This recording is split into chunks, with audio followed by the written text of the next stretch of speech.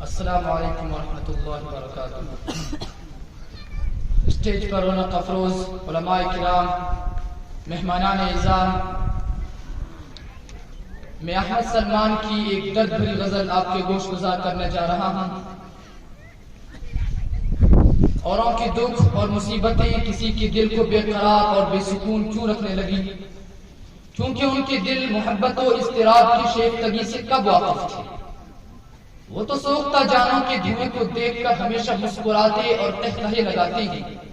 یہ دکھ کبھی ان کے دلوں پر جا پڑے تو سمجھ آئے کہ یہ پرعلم چہرے اور غمگین وجود کیا رنج و الم سہ رہے ہیں۔ سماعت فرمائیں۔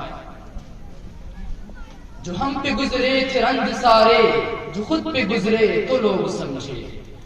جو ہم پہ گزرے تھے رنج سارے، جو خود پہ گزرے تو لوگ سمجھے۔ جب اپنی اپنی محبتوں کے عذاب جھیلے تو لوگ سمجھے۔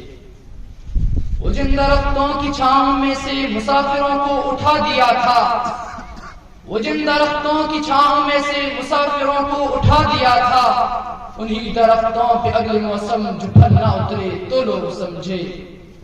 اسے ایک کچی سی عمر والی کے فلسفے کو کوئی نہ سمجھا، اسے ایک کچی سی عمر والی کے فلسفے کو کوئی نہ سمجھا۔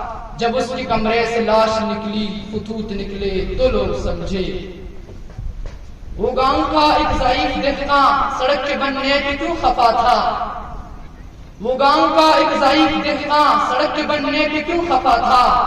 جب ان کے بچے جو شہر جا کر کبھی نہ لوٹے تو لوگ سمجھے۔ وہ خواب تھے ہی چمیلیوں سے سسبن حاکم کی کرنی بیعت، وہ خواب تھے ہی چمیلیوں سے سسبن حاکم کی کرنی بیعت، پھر ایک چمیلی کی اوٹ میں سے جو سانپ نکلے تو لوگ سمجھے۔